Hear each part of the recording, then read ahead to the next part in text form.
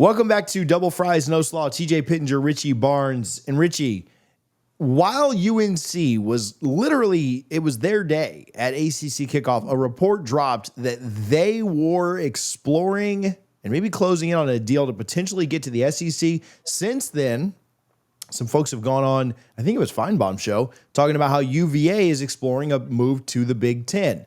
Now, we can talk real big picture about what this means, what it means for Florida State and Clemson, who obviously led the charge here.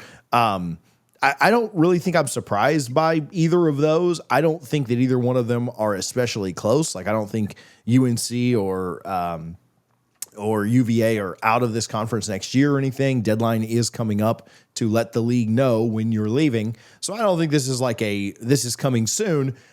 But that doesn't surprise me at all. I've always thought that the SEC would go after UNC and North Carolina to grab that state, to grab the largest school in that state. And UVA to the Big Ten would make some sense. They don't feel like the top target for the Big Ten for me, so that one is a little bit weird.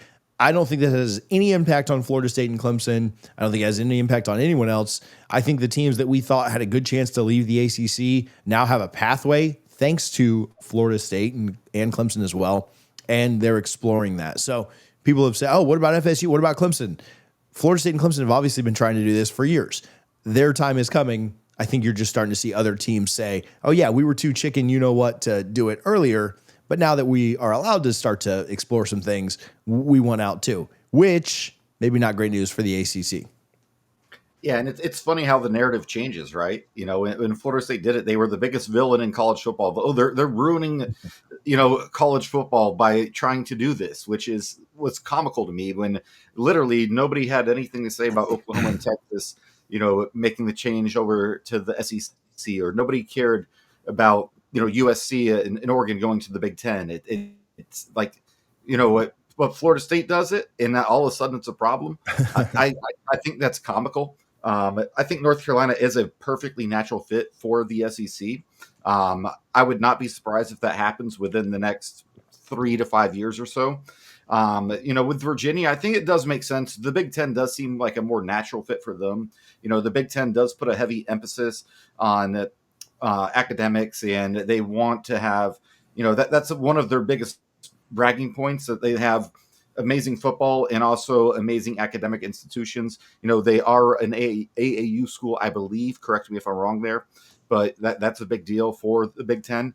I think, both of those make a lot of sense, but the fact stuff like this doesn't leak, especially on North Carolina's day at ACC kickoff, unless they wanted it to leak. That's very intentional. Yeah.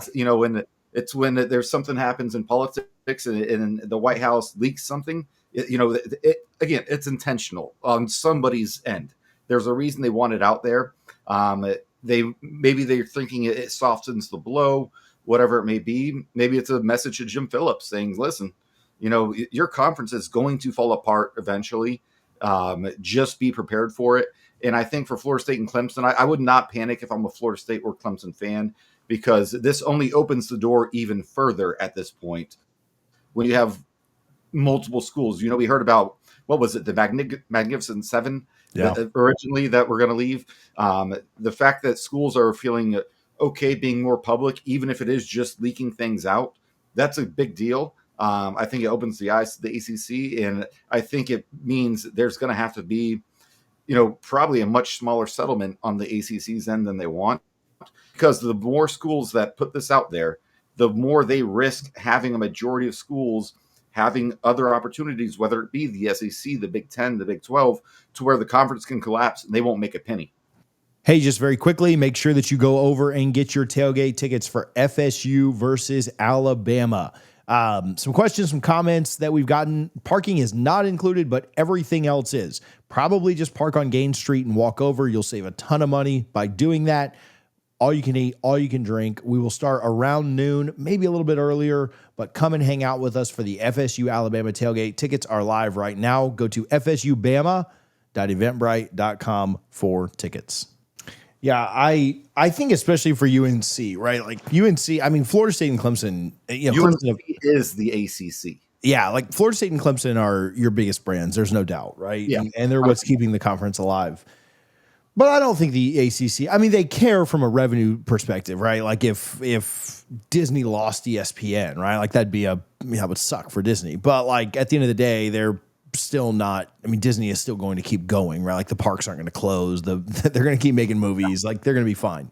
To lose, if Disney like somehow lost their parks though, right? Or something like that, like the thing that makes Disney Disney. I'm not They even trying to lost Mickey compare. Mouse rights or something. They lost Mickey. Yeah, there you go. They lost Mickey. That would be pretty brutal. Like, could you imagine Mickey walking around Universal? How that would be, or SeaWorld or something.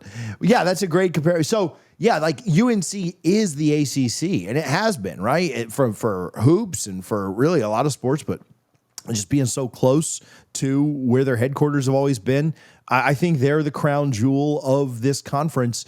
In the conference's eyes, we all know that Florida State and Clemson are what's paying the bills.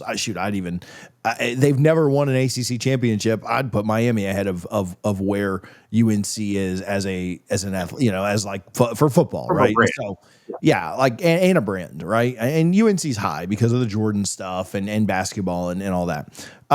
So I'm not trying to crap on them or say they're like in with Syracuse or Wake or anything, but I do think that UNC doing this is a big deal. I think the fact it came out on the day of this the day of their kickoff event, the day that they were at the podium, is a big deal.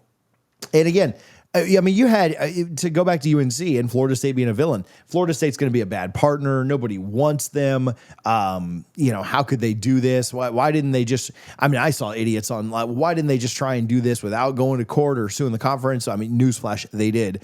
You had Bubba Cunningham going on every tri-state podcast and radio show that he could. UNC's athletic director crapping all over Florida State after sitting in, I've been told, some of those same meetings with Michael Alford and Graham Neff at Clemson, after agreeing with Florida State and Clemson privately, going on these shows and talking about how they're such a, man, we wouldn't do it like this, and we really need to work together as a conference and strengthen ourselves. And as soon as the settlement that Florida State and Clemson stuck their necks out for, we've talked about this. People are, Florida State paid the. I have confirmed with a Florida State source beyond all shadow of a doubt, Florida State spent less than $5 million on legal fees in this lawsuit. And they will make at least $10 million, if not $15 million more just this year alone. It was an incredibly good investment. If you can turn $5 million into $15 million in anything in your life, do it. Because a 300% return is phenomenal. I guess that'd be a 200% return because you get your 500 back. But I think that if you can, Florida State stuck their neck out, Clemson stuck their neck out to make a better deal for themselves. UNC is going to benefit from that, not necessarily in making, they'll make a little more money, not necessarily in making more money, because I don't think their TV ratings will be high enough over a 5-year span to matter, even with the Belichick bump that they'll get this year. But I do think that it is going to make it easier for the UNCs and the Miamis and the teams that weren't willing to take a stand. It will make things better for them. The hypocrisy, though, is hilarious to look back at. Yeah, and I forget, and we may or may not have discussed this on the show previously, but I forget if it was last year or the year before. Things got extremely heated at the Amelia Island ACC meetings. Yeah. So for what that is, it's the coaches and athletic directors.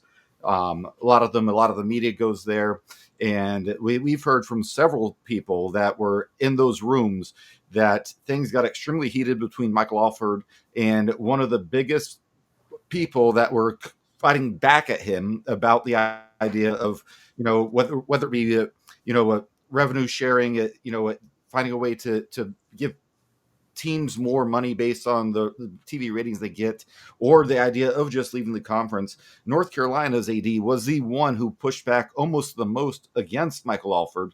And here we are today. And it just comes full circle, and people can say what they want.